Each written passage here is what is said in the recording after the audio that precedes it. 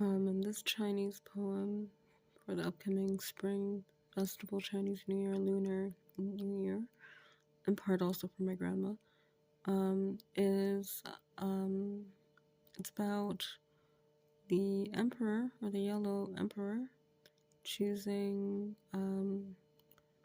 a commitment to a woman amidst, or perhaps in spite of, or notwithstanding his responsibility to the kingdom. It almost makes it seem like as if it were the kingdom that was secondary, but obviously both are quite important. And so it illustrates the kind of turmoil that one could have in terms of love versus life, versus work, or in terms of choosing one thing over another. And in this case, also the kind of tricky situation that even the highest of people in terms of social status could be in, given their positioning, and how perhaps that very positioning, while granting many things and granting people even, fails to grant the things and the people sometimes that truly matter, or making it difficult to be oneself and to have what a commoner could potentially have who's not in that positioning. I'm just gonna maybe keep the D major, just easier that way.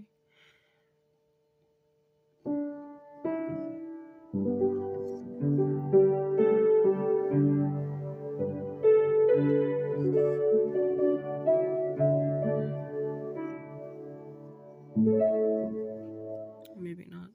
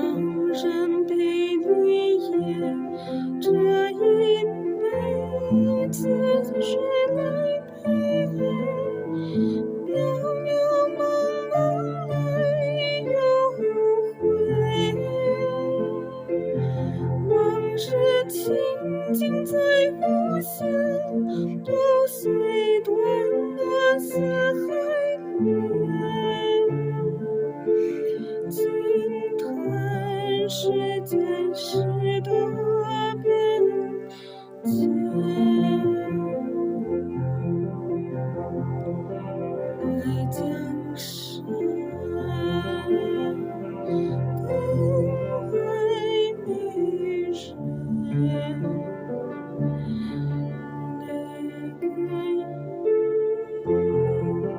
像浩瀚迷人国的风，看世事端，壮志豪情四海远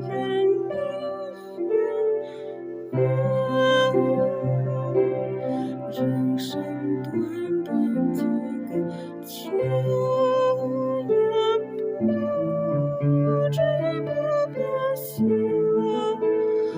东边我的美人呀，西边黄河了，来呀来个酒后，不知不觉晓。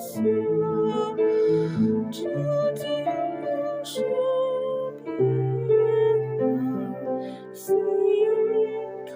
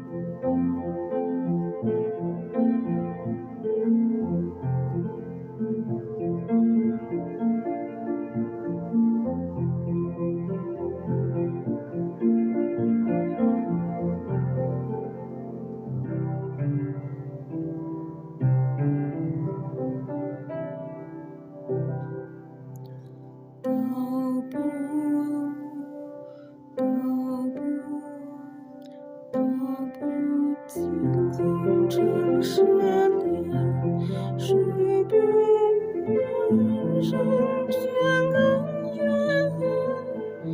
世世代代都是恩怨，流着相同的血，活着相同的水。这条路漫漫又长远，红花当然陪你也只一辈子，谁来陪？渺渺茫茫来又回，往日情景再不现，骨髓断了丝丝连，君叹世间许多变迁。爱江山，更爱美人。每个英雄花换